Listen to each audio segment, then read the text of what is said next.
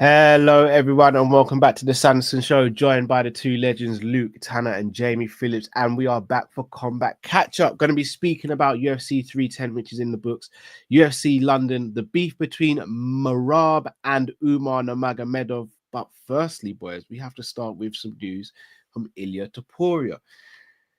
Ilia Topuria says he's going to be moving up to 155 pounds and may even vacate his featherweight belt, boys.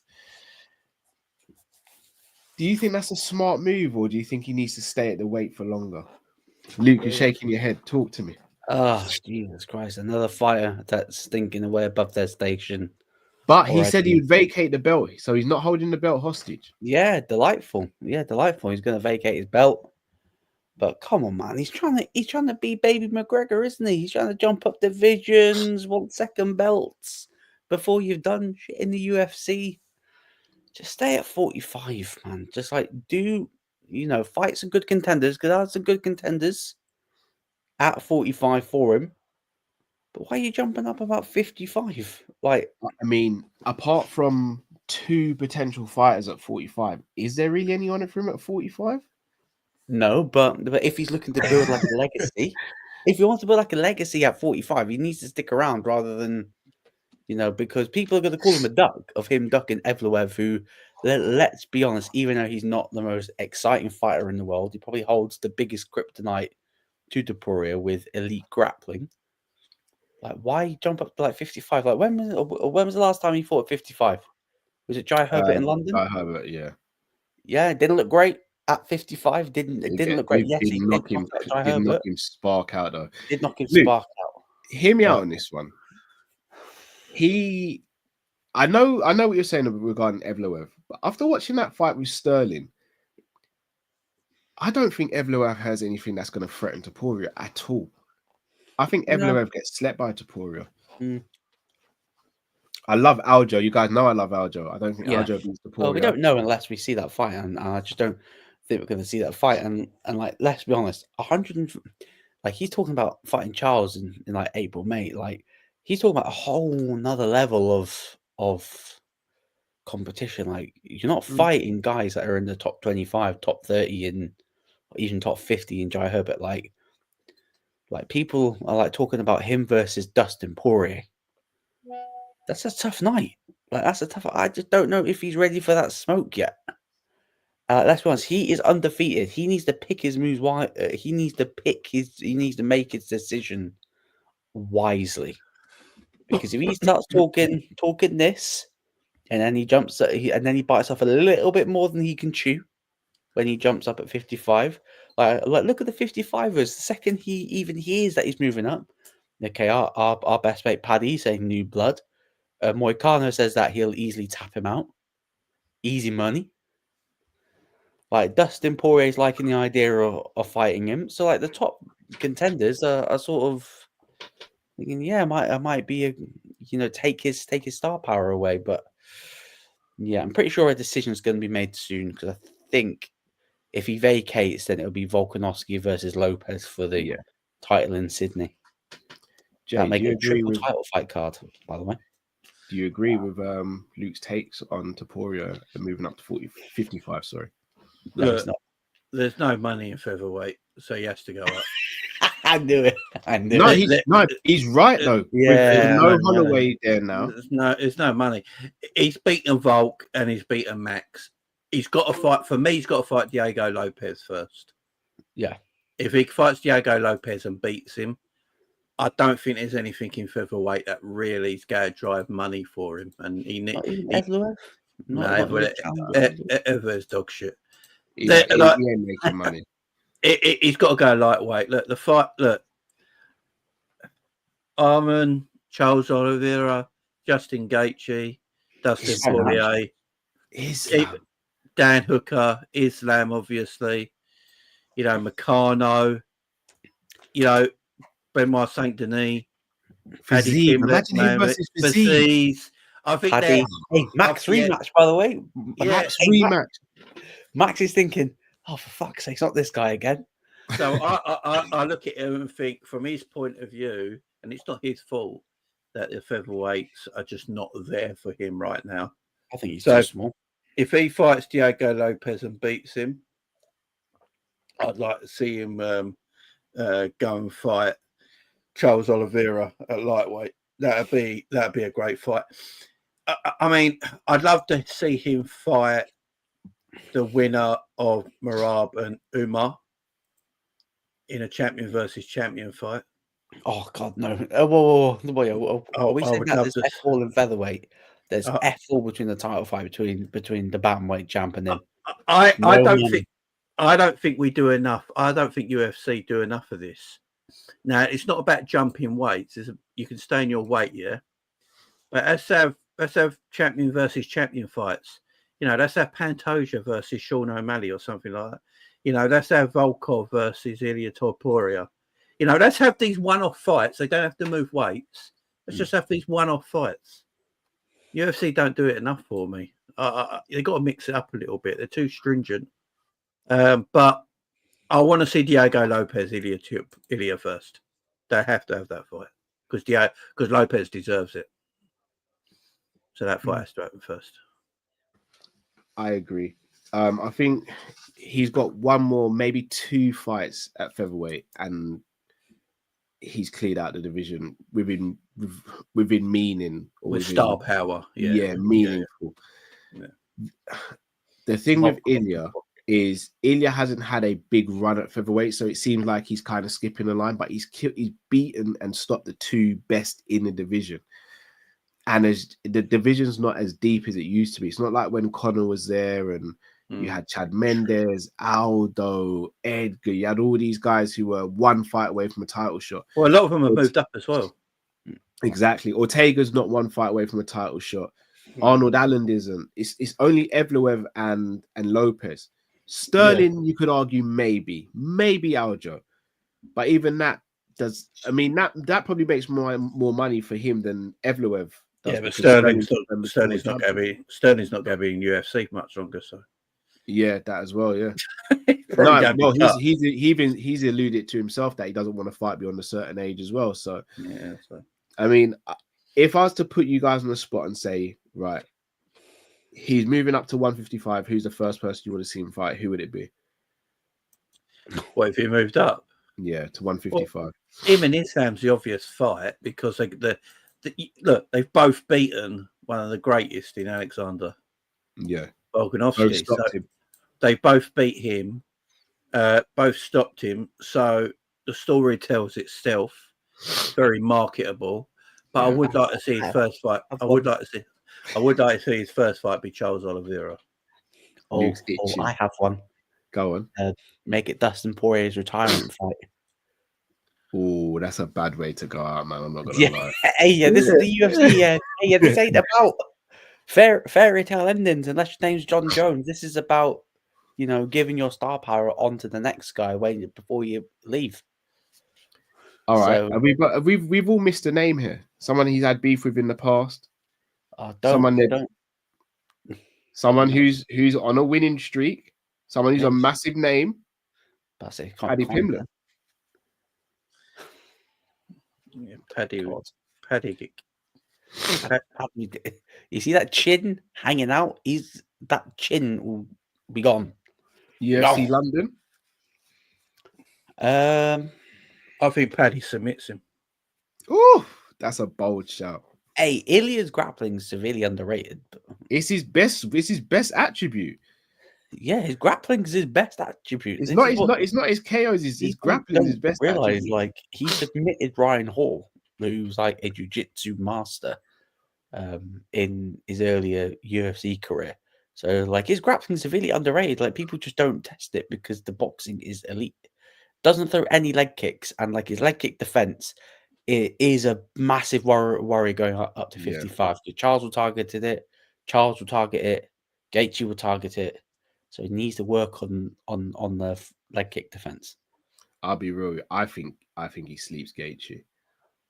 I think it's a size difference. I think he's going to struggle with that size difference. I don't think he will. The height. He just will be very, very small. You'll be a very small lightweight. You just dealt with Max, bro. Yeah, I know, but we'd even say that Max is probably leading on the slightly smaller Is he smaller? No, he walks like a when Max was in 110. there with Gaethje, he looked just as big as Yeah, Gaethje, actually, yeah. bigger. You know what I just said because I don't know what I'm talking about. Yeah, I saw Bryce Mitchell out-grapple him. No, he submitted Bryce Mitchell. No, did he knock him out? No, he submitted Bryce Mitchell with head and arm choke. Yeah, but given Dustin Poirier to retirement fight. Jeez. Well, But people. the thing is, or just before we move on, I personally don't think he will fight at lightweight. I think this is just a way for him to hurry the UFC up to get him to go to Spain. Because he wants to go to Spain next year. I think him talking about 55, I think this is his way to sort of get the UFC moving to the idea of going to Spain next year. Yeah, that's a fair point. But people in the comments, let us know who you'd like to see Ilia Topuria fight if he moved up to 155. UFC 310 boys. We did the show on Saturday night. We did a watch along. A good card, decent card. Some controversial decisions. Controversial judging. Yeah, very controversial judging. Pantoja called out Demetrius Mighty Mouse after he beat Kaya Sakura by a second round submission. And Mighty Mouse has come out and shut it down completely, say he's not coming out of retirement. Does Pantoja have to move up now? Or is he just... I forgot about your hate relationship with Pantoja. I don't know why Pantoja hasn't moved up yet. What's stopping him? He wanted to clear out the division, and he's done that now. I still think that there are still ways for him to stick around and to have fresh matchups. Is there? I mean, apart from bringing in talent from Rising, but we saw how that works. No, not really. Not really. So you've got Kai Kara France. Not seen that yet. Kai Kara France deserves a title shot. Rehire Mukayev. That's sort never of happened. The way that his fight's been called off as well. Mukaev's fight been called off 3 days out. I think Dana did say like maybe in a couple of years he'll come back. So I do think that he will come back. He should never have been let go in the first place, considering what other fighters have done that are still actually employed. Get Figueiredo, see if he's got one last weight cut in him to drop down. Figueiredo does have a win over Pantoja. Run that back as a rematch. I'm sure if Henry Cejudo said that he was jumping back down to 125, then you could easily make that fight happen. There are plenty of other options for him to keep him at 125. Look, calling out Mighty Mouse, looks great on the optics, but he's retired. He stayed like he's one of those fighters that when he says I'm done, he's done. And so he ain't ever coming out of retirement. I think what UFC have got to start doing is start doing some non-title fights. Let's do some exciting non-title fights. Let's do some catchweight fights. Let's do Pantoja. Let's do Pantoja versus Ilia at catchweight. That's 2 divisions, OJ. Jesus Christ, you all these guys or what? There's not much between them, though. There's not much between them. It's what 125 to 145 is a big jump. It's a big jump. Yeah, but Pantoja, if Ilia can come down to 130, Ilia making 130, 135. Let's just do it. Let's do catchweight. I reckon you could do catchweight between 130, 125, and 135. Let's do it. Yeah. Let's do open weight contests. UFC needs to freshen up in a massive way. Since they brought rankings into it, it restricted all these fighters. Pantoja has got no fights in this company that in his division that are at least all marketable. They're all dead.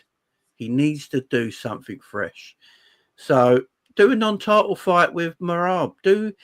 Have a fight with Sean O'Malley. Do something that's going to get the attention of people because it's boring as fuck. It just is. We've got the most boring champions in UFC history. Across the board. Boring company in UFC history. Let's go through the champions. Weili, do you think she's boring? All right. Valentina? Boring. Wow. Jay, is that you? Yeah. Look, she sit on me all day, but she's boring. Juliana Pena. Boring. All right. All the women are boring anyways. Forget this. Pantoja, you think it's boring? Boring. Merab? Boring. Merab's not boring. Hey, Merab's gonna have a mental breakdown after all we're touching that. Merab's not boring. All right. Ilya's not boring. No, Ilya, and I'll give you 3 champions that are not boring, and that's Ilya, Islam, and Pereira. What, Jones is boring? Oh yeah, Jones is a duck. So, That's it. quack, quack. That's it. All women fighters are boring. So hold on, Jay. So how do you spice this up then? We're going on a tangent here. How do you Get rid of everything? By the way, pause. Get rid of everything and start again. Get rid of everything and start again. Work out the divisions better. Get rid of some divisions and market them as Do you think Duplessis boring? Yes. Yo, did you see Duplessis absolutely cooked that Boring. When you say, Boring. I just want to be clear. You're not speaking about their fighting style. You're talking about their personality. But everything boring. No, DDP's not a boring fighter. Get flyweight and bantamweight should be one division, right? Featherweight and lightweight should be one division, and then welterweight, middleweight, and light heavy and heavy are their own divisions. Let's start mixing it up a little bit. Yeah, I do. Because agree with you they're that boring fights. The problem with UFC right now, and everyone keeps talking about it, that every card is almost too boring. They need to mix things up. They need to sort stuff out. Like people are not going to fight people because they're pussies. They don't want to go up. They don't want to go down. They don't want to do this. They don't want to do that. Like, we need to mix things up in this company. Things have to take a turn. Things have to take a turn. Change the way the belts are. In Pride, middleweight, I believe, was 205. Yeah. yes, That was middleweight. that. Yeah. Let's change things up a little bit. It needs refreshing. Yeah, I It see. Me needs personally, you're refreshing. talking about taking divisions away. I think we need to add divisions. You can add divisions, do something. That's just like, Yeah, give me a 165 title. yeah. Give me a 195 now title. we're talking, Jay. Now Yeah, we're talking. Give me stuff like that. We got to do something. The gap between light heavyweight and heavyweight is ridiculous. 205 to 220. Yeah, when Dana's here and mad. there, you know what's going to be, slap on the prelims. That's what it's going to be. When Yeah, Dana's yeah. hearing this, it's like, slap. Like if you're a 205er and that's your weight, yeah. Like some 205ers are only big enough they can go down to middleweight, yeah. But they naturally can't. Like, it's very difficult for them to go to heavyweight because it's such a small heavyweight. There's got to be something in between. There has to be for these a cruiserweight title, a cruiserweight title. You know what I mean? Because you got some welterweights that are 170, and you got some huge 185ers. Yeah, you need something in between. You need to freshen this up. Look at the flyweight division. What a pile of wank. You know what I mean? It's just get rid. I wouldn't get rid, Jay, man. I can't lie. I Get wouldn't. rid, man. Go to 130. Make it a 130 title. Make it a 130 title. Incrementals of 5, Pantoja keeps his incremental of 10. Yeah. So Pantoja keeps his title, but you make it a 130 belt. So that might mean you get a bit better athlete and fights in that division. You may have broader. You may get fighters who go, I can't make 125, but I can make 130. Yeah. And you might get better fights. Might liven it up because it's just look at the heavyweight division. Look how dead that is. Yeah, especially after what happened the other night as well. Yeah, it just needs I think the whole company needs freshening up. It really does. And if you're not going to find the right talent, you got to do it within. Do something within. Yeah. I hear it. Back on 310. Who was the biggest winner from 310? Would you say it was Shavkat or Ian Gary? Even though Shavkat did get the official W, who came out of that the biggest winner out of 310? Ian Gary. This is who everyone's talking about. No one's talking about Shavkat. No one. Hey, I do have to notice, right? You notice when there's like a fighter that's supposed to do really, really well and tanks, has a poor performance. ARK, you You have just what I was going to say. Yeah. Then comes out, MCL oh, injury. it had an MCL injury. Fighter has a stinker, comes out, he had a serious injury before. Like, I'm supposed to feel sorry. It didn't come out from him though. He never once From mentioned DC. it. I don't know whether or not that's done for to make the fans say, oh look how good his performance was. He said he had an MCL injury. Like la di da di da. Like for me, like not gonna lie, Shavkat's lost his aura. No, I know. Yeah. I'm not saying that again. I'm not saying he's lying, but it is very convenient that he comes out after putting in a bit of a stinker of a performance, saying that he got injured. Well, the I don't reason he's know saying what- that, I would not he would be saying that he had an injury if he would have won. no, exactly. The reason he's saying that as well is because there's no eyes on him. Everyone's talking about Ian. Everyone's talking about Ian Gary after the fight. Everyone's got more respect for Ian Gary. Ian Gary's the tall good of town. He's getting the most respect and acknowledgement right now. Shavkat's getting nothing. Yeah. You know, Ian Gary's a bigger name than Shavkat. Just is. He was going into the fight as well, though. Yeah, and Ian Gary took it on late notice. You know what I mean? Yeah. So I've got respect for both fighters, but Ian Gary has come out fit the bigger star right now. He's now turned babyface. What if he put in the stinker because of his MCL being torn? Then I'd say credit to him for even completing the fight. But I have noticed a bit of a pattern. It's like he's not taking shots at Shavkat. I have noticed it is a bit of a recurring pattern when a fighter that has supposed to be the overwhelming favorite puts in a below par performance, and then it gets released saying that he's been injured. Whether or not the injury is true, not true, whatever, it is very like convenient. It almost gets used sometimes where the fight is lost. So, oh, he lost because of he had an injury leading into it. Do you think? Didn't Conor beat Conor beat Chad Mendes for an MCL and no one knew about it? He never even said it after his win. Yeah. Never I think he did. I think he's either his coach. No, it might have been his coach that said it.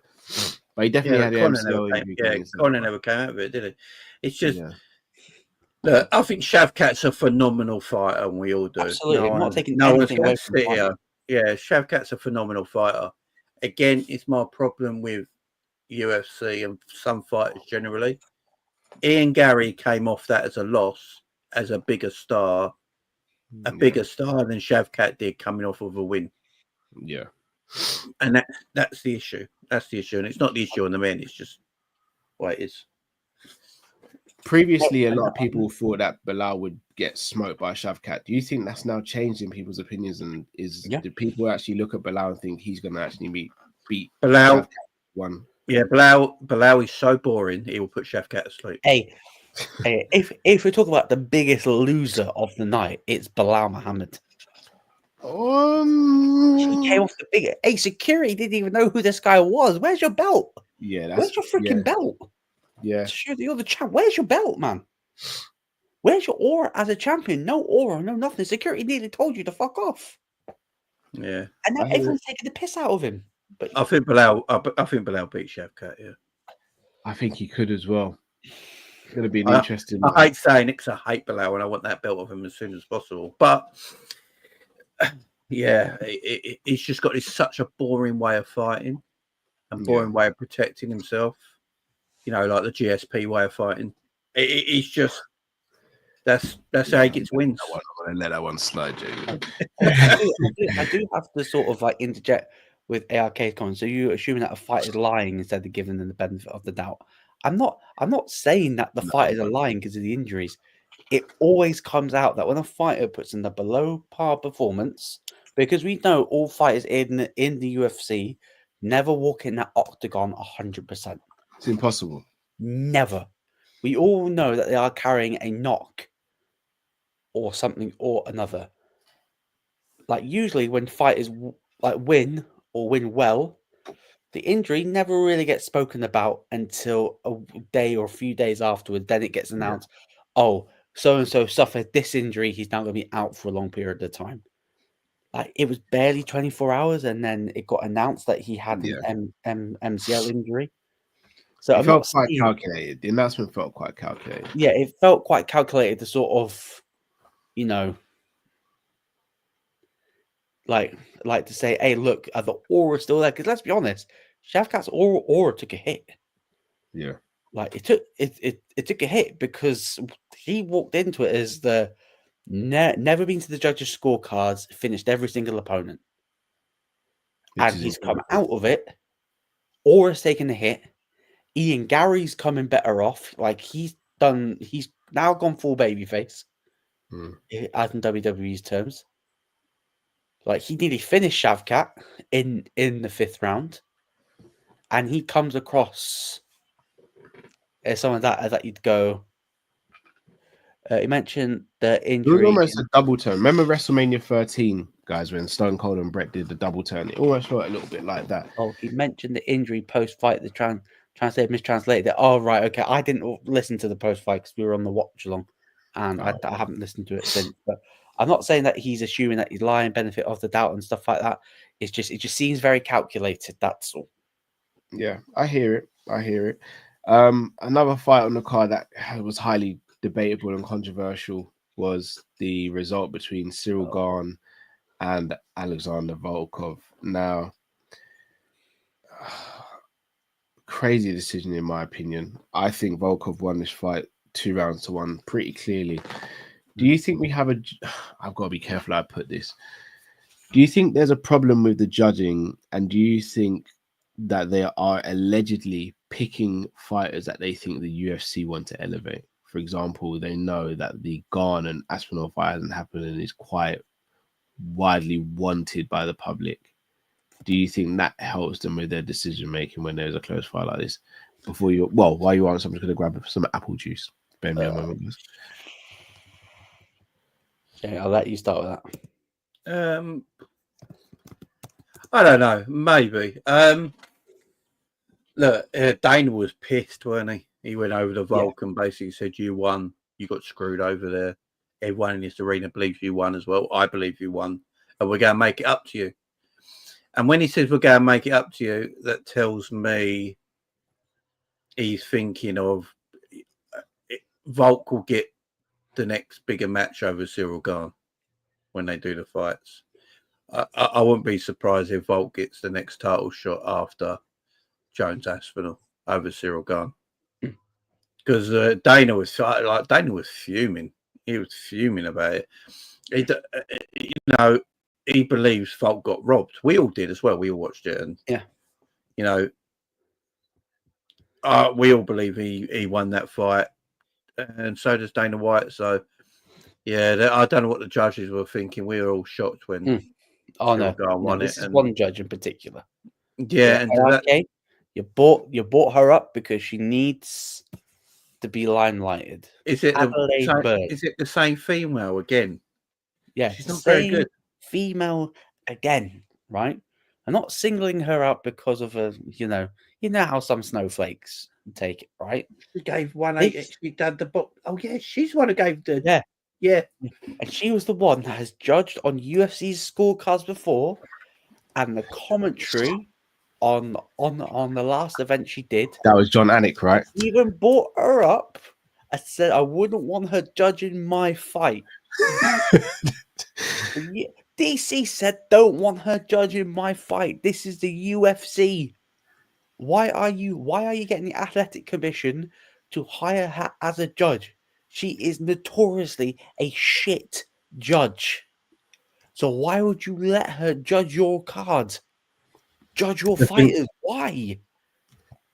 Does there need to be some way of... Okay, that's nasty work. She didn't. She had a brain injury because it was... Does there need to be a way where they forget about getting boxing judges, actually almost have a school for MMA judges and then go down that route? Yes. Because I don't think you can judge an MMA fight with the 10-9 system anymore, because there's so many different things that go into a round.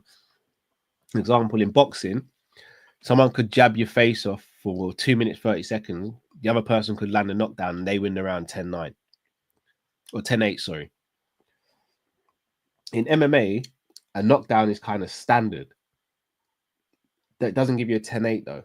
Whereas if you grapple someone and you get close to tapping them out 2-3 times, that could be seen as a 10-8.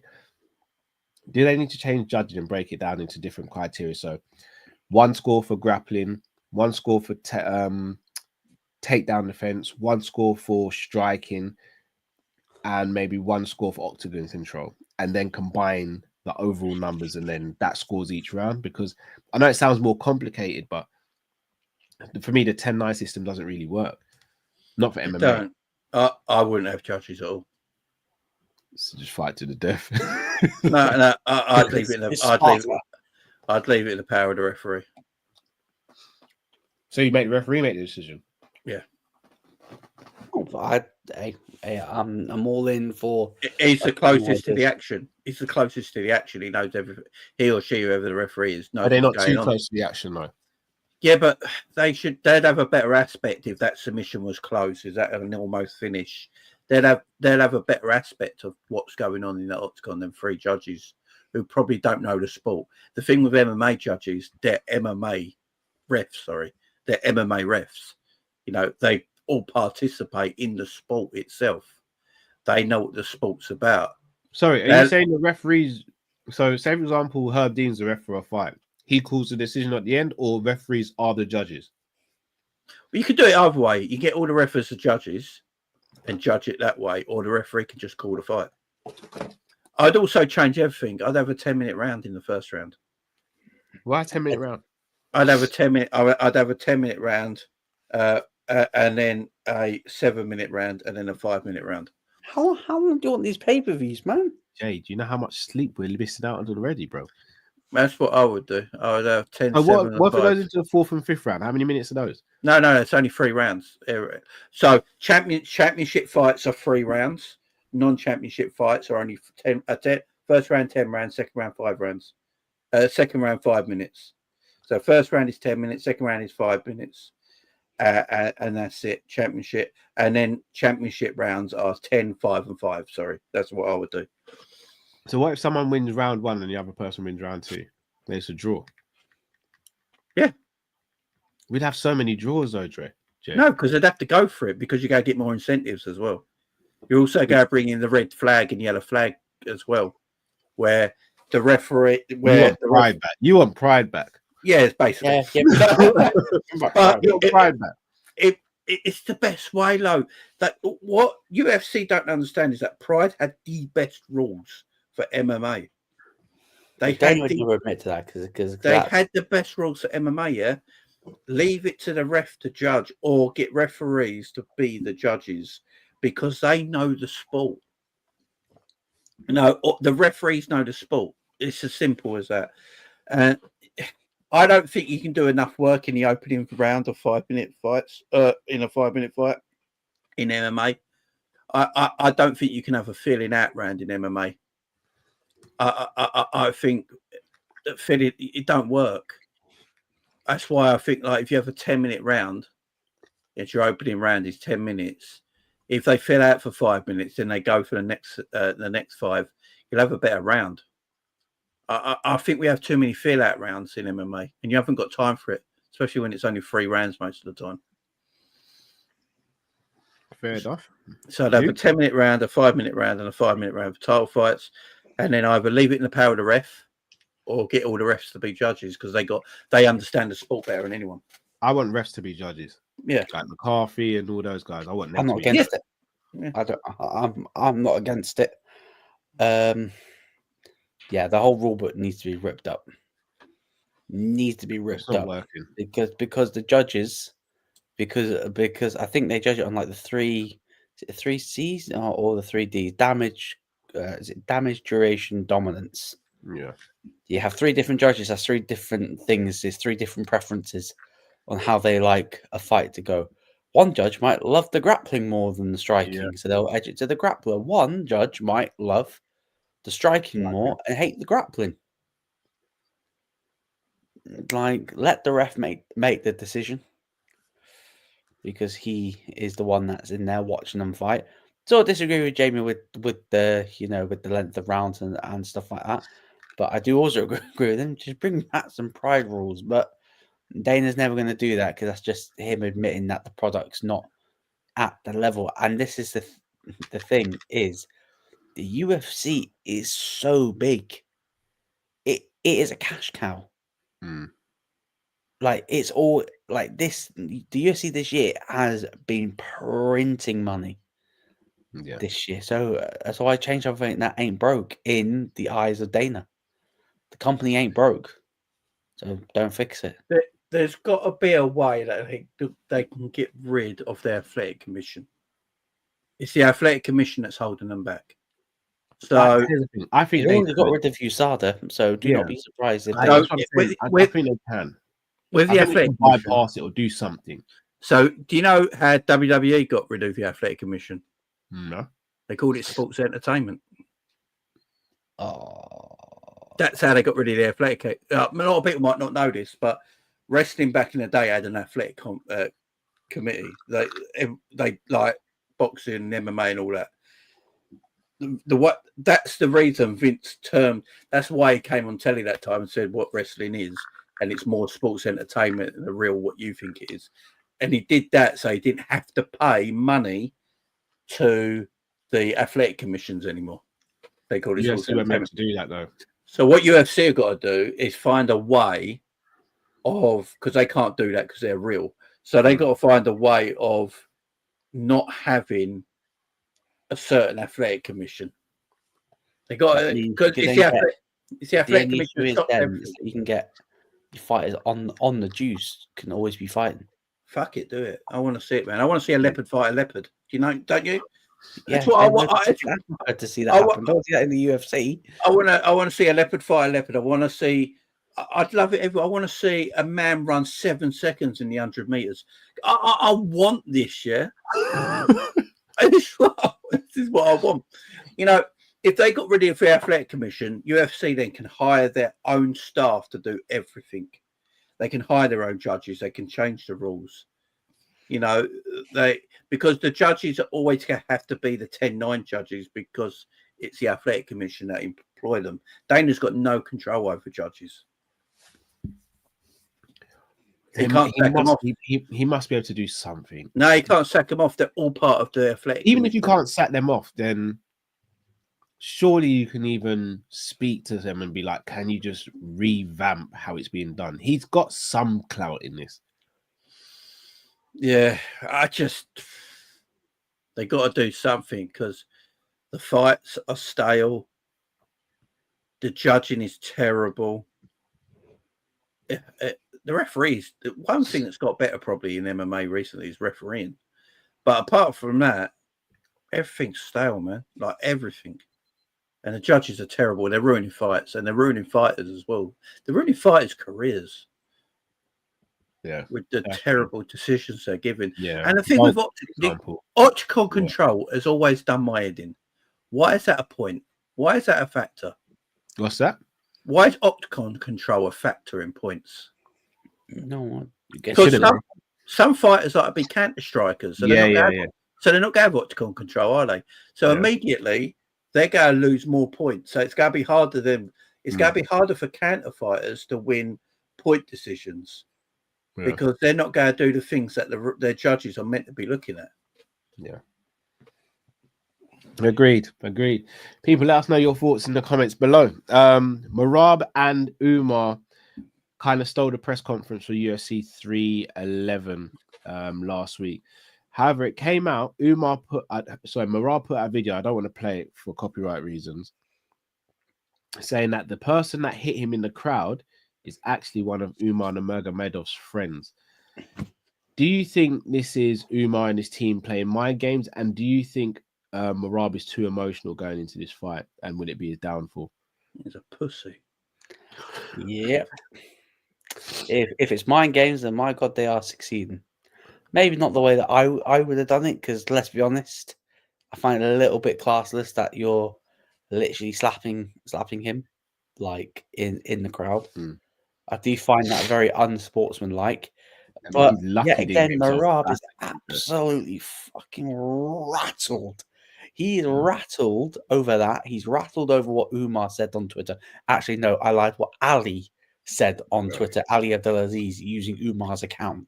Because even when they confronted each other, he goes, "What you said on Twitter, Twitter?" And Umar's like, "What, brother? What on Twitter, brother?" So it's boiling. Hey, that card is boiling up quite nicely. That's a beautiful card. It's beautiful. It's simmering just nicely. Merab is going to lose the belt because he's too emotional. He's rattled. He's absolutely rattled. He even said that if he doesn't apologize, fuck it, they're fighting afterwards as well, and he's going to go to Dagestan as well and whoop him. He's not going to do the third thing. He's not going to absolutely. There is no way you're going to Dagestan and starting beef with a Nurmagomedov and leaving that country alive. So he can forget about the third thing. Even having a fight after the fight as well. That's never going to happen in the octagon again after what we saw with Khabib and Conor. In the fight though, Jay, do you think Merab has to really calm down and actually just focus on the fight? Because if he doesn't, he's going to lose his belt and he probably won't get a title shot for a long time. Good, I hope that happens. I'm done with these bums, man. Yeah, get. I love it. I think Merab hit the geezer first, by the way. What did he? So the guy grabbed Merab and Merab hit him first. Merab's an idiot. Dana said in his press conference, Merab's just an idiot. He said that he's a mini Sean Strickland without the mouth. That's Yeah. a bloody insult. I've not seen Sean Strickland get into altercations, though. Let's not tempt fate, bro. But Go back to Australia. So look, Merab will lose the title. Merab is who's the geezer who beat George St. Pierre by surprise? Sarah. Yeah, Matt Serra. Yeah, he's just this version of Matt Serra. It's just this generation's Matt Serra. He'll get handled in his next fight. He'll get handled. Yeah, he's going to shoot for 50 takedowns and like not be successful like 30, like 40 of them. He's such an average champion. It's unreal, man. Hey, Jamie, if we're saying Merab was an average champion, what the hell are you saying about Sugar Sean O'Malley? Sugar Sean was a better champion than him. No, never. What? No way. Quit the cap, Jamie. I prefer Sugar to Merab. Based on what? Based on what? I think Sugar's just a The guy's better. a fraud. The guy's a fraud. I prefer him. He literally went, I got some underrated grappling, faced the grappler, and got schooled.